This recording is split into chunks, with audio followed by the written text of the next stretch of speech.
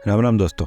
तो जैसा कि आपको मालूम है, मैं सामत भाई और सावन भाई हम तीनों ही गए थे भुवनेश्वरी बीट गोंडल में।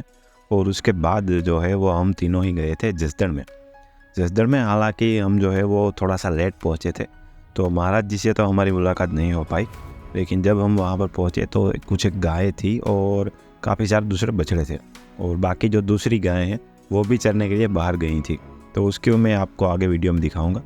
लेकिन अगर हिस्ट्री की बात करें जसदण की, तो काफ़ी पुरानी गायें हैं यहाँ पर। शायद से 1660 या फिर 1665 में जब विकाजी खाचर जो महाराजा थे, उन्होंने ये सारी गायें अपने साथ वो लेकर के आए थे, और काठियावाड़ी घोड़े भी वो साथ में लेकर आए थे। तो तकरीबन 300-350 साल से उनका संवर्धन हो रहा है यहाँ पर। और हाल के जो यहाँ पर महाराजा हैं सत्यजीत जी खाचर, वो उनके 11वें वंशज हैं। तो यहाँ पर वो अभी काफ़ी समय से गिर का ब्रीडिंग कर रहे हैं, और आप उनकी शानदार गायें भी स्क्रीन के ऊपर देख सकते हैं। और ये जो बुल आप देख रहे हैं स्क्रीन के ऊपर, उसका नाम है पुष्पानु, जो कि गोपाल और पुष्पा गाय का बेटा है। और शायद से अभी ये उनका मेन ब्रीडिंग बुल है, क्योंकि हर्ड के साथ यही बुल उनका साथ में खड़ा था। और एक बात भी मैं यहाँ पर बताना चाहूँगा कि जसदण की जो गायें हैं, उनका जो सिर है, उनका शेप मुझे भाड़वा, भावनगर और बाकी सभी गायों से थोड़ा सा अलग लगा। क्योंकि भाड़वा और भावनगर में दिक्कत कई बार कुछ एक गायों या कुछ एक बुल्स में ये होती है कि जो सींग है वो बिल्कुल दब करके नीचे की ओर आते हैं, और इसीलिए कई बार जो कान है वो भी सींग के साथ दब जाते हैं, और फिर कानों में मवाद बनना या फिर सींग और चमड़ी के बीच कीड़े पड़ना, तो ऐसी सारी दिक्कतें हैं वो देखने को मिलती हैं।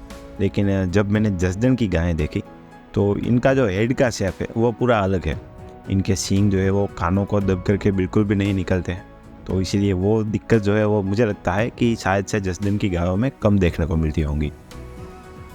और हाँ, ये मेरा पर्सनल ऑब्जर्वेशन है।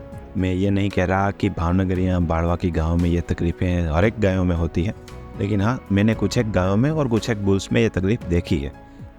और हाँ, उसकी कंपैरिजन में जसदण की जो गायों के सींग है वो बिल्कुल कान के पास से होकर नहीं गुजर रहे हैं, वहाँ पर थोड़ा सा गैप है। तो वो एक अच्छी बात लगी मुझे वहाँ पर। और बाकी सारी चीज़ें तो आप सभी को जैसे पता ही है कि ज़्यादातर जो ब्रीडर्स हैं उनके यहाँ पर जो पूरा हर्ड है वो ज़ीरो मेंटेनेंस कॉस्ट के ऊपर ही वो लोग तैयार करते हैं। यानी कि पूरे दिन जो है वो गायें खुले में चरने के लिए छोड़ दी जाती हैं, और फिर बाद में शाम को जो है वो उन्हें वहाँ पर चारा डाल दिया जाता है फार्म के ऊपर, तो वहाँ पर वो शाम को खाती हैं।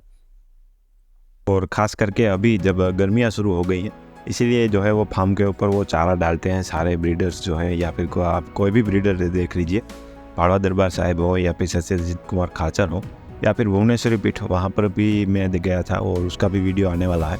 वहाँ पर भी एक ऐसा हर्ड है जो कि जीरो मेंटेनेंस कॉस्ट के ऊपर ही चलता है। जो सारी गायें हैं वो बाहर खुले में ही खाना खाती हैं, और उसके बाद जो जितना दूध देगी वो उतना ही दूध उनका निकाला जाता है। तो हाँ, भुवनेश्वरी पीठ का भी वीडियो आने वाला है चैनल के ऊपर, तो अभी तक सब्सक्राइब नहीं किया है तो ज़रूर से कर लेना। और वैसे आप सभी को जसदण की गायें कैसी लगी, आपने क्या कुछ नोटिस किया जसदण की गायों में, वो मुझे कमेंट सेक्शन में ज़रूर से बताइएगा।